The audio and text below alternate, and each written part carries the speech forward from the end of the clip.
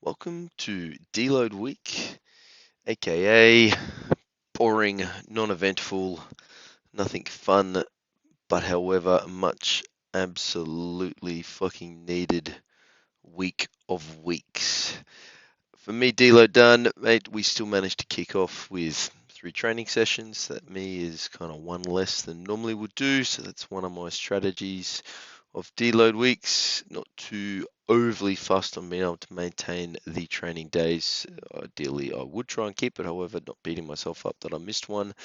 The effort and intensity into the sessions, I've just got some training videos of a squat session I did, is completely dialed back. I was absolutely cooked and absolutely even beyond cooked, as Pete Basfield has come up with a saying called casseroled, when you are just a soupy mess, which is perfect. I had considered and thought and planned to get to that kind of fatigue. I did want to push myself that hard, but there's a price to pay. What goes up must come down, and I've made sure that this week has absolutely come down.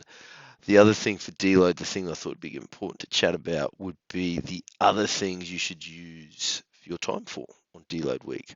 I do think with a deload week, you should ideally not spend as much time within the gymnasium because you're doing less training, less intensity, so you need to spend less time in there. So that does give you then more minutes in your week to do other things. Now, the gym and comp prep particularly can be a little bit consuming and all too much and take you away from other things that you would like to be doing. So one thing to do with those more minutes is not be in the fucking gym. Do some other things.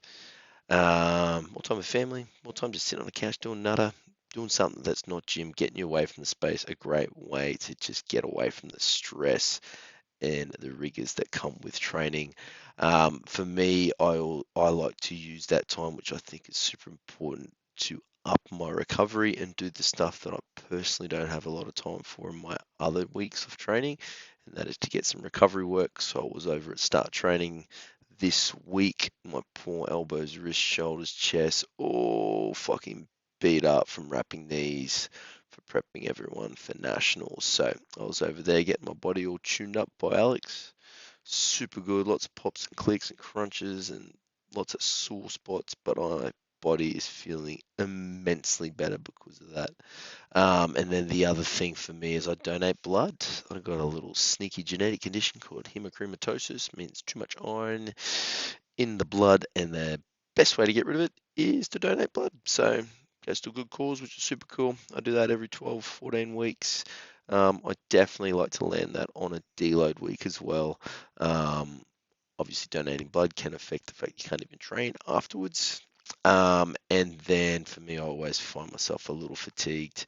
I have, out of necessity, needed to be a bit more involved in heavier stuff on a week that I've donated blood and never performed too well. So for me, I definitely try and schedule it for deloads and around that. And I am considering the fact that Worlds is 12 weeks, I think, thereabouts from when I travel. So that works out perfect timing that I can nail my last sessions and then do a blood donation before I head off. For me, with that hemochromatosis, I always feel a little bit more fatigued and buggered towards the end of that 12, 14 weeks. So it's very important for me to do it. And I don't want that much iron floating around my body to make me have problems later in life. Next training block coming up. Super excited. We're going to do ideally 4 training weeks is what I'm hoping to. I have been sitting back and reflecting on what I need a bit more of before I run into, let's call it the peak block, which will lead me into Worlds as the end of this 4 weeks. I am considerate that my off the floor positional stuff is a little bit off. I am a bit over the bar. I am pushing a little bit out in front. I am not quite turning out enough. So I do need a little bit more strength in my legs. So we'll address that. And I do think what will really help with that positional stuff and reinforce it will be some forced deadlifts. I have trained them in previous blocks, as you've seen. However, I'm going to push that as my main exercise. Similar sort of wave load pattern to previous block, 220, 240, ideally 260, landing around 270. hoping. However, being guided a little bit by effort each week as well. I have 260 pause single before, so I am thinking on that third week a double should be doable. And if I can double it, I should be able to do more. So I am mindful they're going to fucking suck. I'm not going to enjoy them, but the big picture is they will be good for me.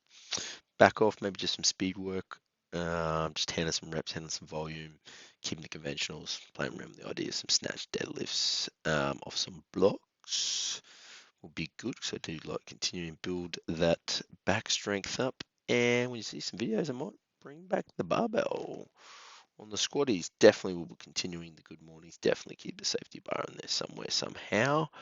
And I am jazzed for this next 4 weeks because I have invited my Nats training crew, who some of them that are available on a Wednesday afternoon, to come and play with me. So they'll have 2 out of those 4 sessions will be heavy ones for them. So I'll be really fired up to be lifting with that crew. And as well as that, shout out to Jimmy Martin if you're watching this. Of course you're watching this.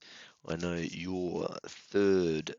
my third week, your last heavy deadlift session, you're going to try and pull what I'm going to try and pause. So it'll be a good little bit of friendly competition, which I'm looking forward to. Thanks, crew. Check out the vids. Boom! Welcome to Deload Week. Now, I thought we'd just run some videos to make it got something a little bit more visually exciting to watch while you hear me babble on around the glorious deload. Now, why do we need deload? Because we're fucking fatigued and we're tired and we need a little break. A little bit of break from heavy things and a little bit of a mental break, I think, from heavy things that need to get up every session, that stress that comes of overthinking, I should say, too much around your needs a break. Can't do it all the time, otherwise you'd be fucking cooked and become a puddly little casserole. For me, I was, shout out Steve Harris from Harris Stability Systems. He dropped off for me a pair of their brand new sleeves to try on. Now, typically on a deload week, depending on how I'm feeling, this is meant to be my sumo day. However, I got the shiny new sleeves, so I thought, fuck it, I will throw some sleeve on and see how they go on a barbell back squat. Steve wanted a little video of how they went. For me on deload week, another thing I like to do is if I am considering a change in exercises, particularly doing something I may or may not have done in a little bit of time, to throw them in the deload week so I can get a practice of them before I need to actually load them. It also gives me a bit of an idea of where I'm at so I can start picking some weights to work with in that block. Now, I haven't barbell squatted since I think November, so that's pretty much 6 months. I've just been exclusively banging on safety bar. Have enjoyed that. Coming into this, I was curious to think, I wonder what the carryover might be from that. As I'm warming up, I'm just feeling that position and getting used to having a barbell, getting used to using a mono, to be honest, as well. I think we got here 165. I can report these sleeves are lovely. I do get a nice little pop. I do feel a little bit more stable out of the hole. For this session, being deload week, I am mindful. I don't want to crush myself. So I'm just putting weight on, see how I feel, see how I warm up. Gone to 180 here, which is nice. I think we hit this for a nice easy single. Thinking about these knee sleeves, mate. They are awesome. I have read some stuff, people comparing these sleeves to knee wraps. I think that's like comparing apples and oranges because these are knee sleeves, not fucking knee wraps. Knee wraps give you way more stopping power in the bottom of the squat, which gives you way more recoil at the top. These sleeves are very, very stiff, very rigid. I do feel, like I said, more stable in these things. And they are giving me maybe a little bit of pop. Now I got 205 actually. Super excited to throw that on my back. This is kind of like, wow, fuck, I wonder how this is going to move. I have not squatted a kilo more than 180, I think, since November. So a little bit hesitant in the on-rack here. Pick this thing up, I stand it up. I know the back of mine, I was like, oh, that actually feels pretty good. We drop into this sucker. Here we go. Bang, straight up. Oof, little internal smile there, and now the internal battle begins.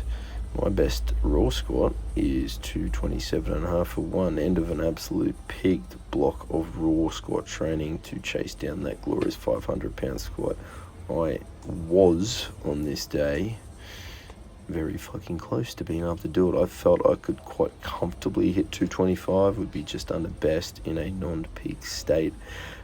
That says to me that'd be really fucking cool. However, being ego, I did not want to get in the way of things.